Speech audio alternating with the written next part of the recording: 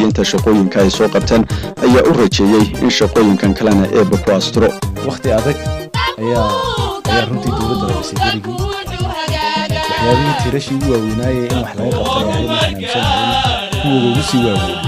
in wax fiican oo aad weyn laga qabto waayo dawladdu deegaan dadkii ay dulloobeen oo dadka la duleystay oo cid kale si dadban ay u maamusho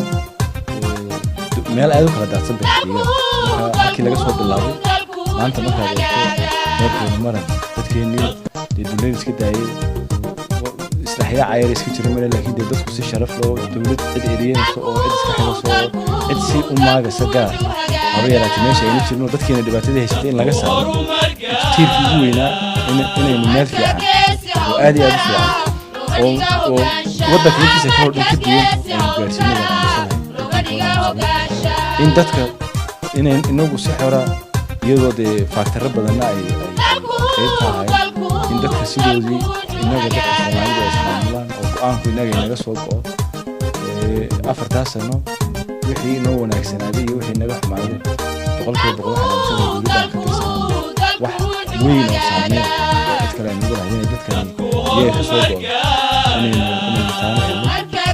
deegaanka intii waqtigii hore arrimaha aynu imika wax ka soo beddelanay sidaynu hadda jeer sheegno resource ugu badan ee waddankan federaalka lagu maamulo marka inagu dad intan yaree lahaayeen isku eriyanay wax kalaba ka warhayn bayno ilaa imika raadkaas weyn maahay ilaa maantadan aynu taaganahay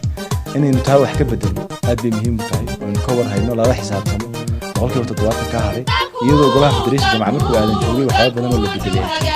inaynu dadaalkaas sii muujino haddana qasab weyn ogaanada jaakir waxaynu ku leenahay wasaaradda kasta iyo meel kasta waxay tahay in soo gaaro inaynu ka warhayno